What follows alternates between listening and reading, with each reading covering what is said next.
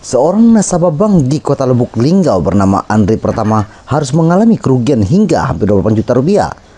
Uang di dalam saldo rekeningnya tiba-tiba terkuras padahal korban tidak sama sekali sedang transaksi apapun.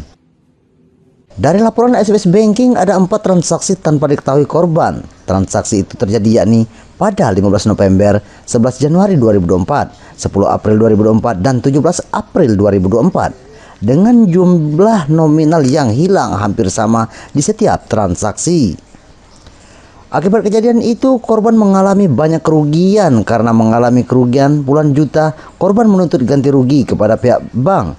Namun pihak bank belum memberikan pertanggungjawaban. Korban merupakan nasabah prioritas dari Bank BRI Cabang Lubuk Linggau. Pengaduan ke BPSK, kemudian di BPSK itu dimenangkan dengan bahwasanya pihak Bank BRI wajib bertanggung jawab terhadap kehilangan dana dari nasabah.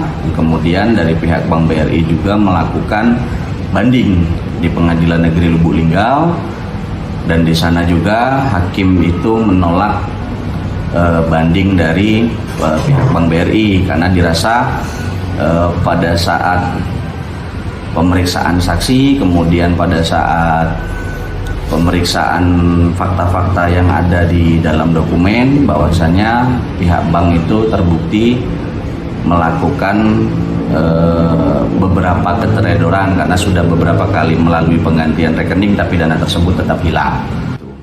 Warga kota Lubuk Linggau dihimbau untuk lebih berhati-hati apabila mengalami kejadian yang serupa, segera melaporkan hal tersebut kepada pihak perbankan. Dari Lubuk Linggau, Sumatera Selatan, Sudirman iNews melaporkan.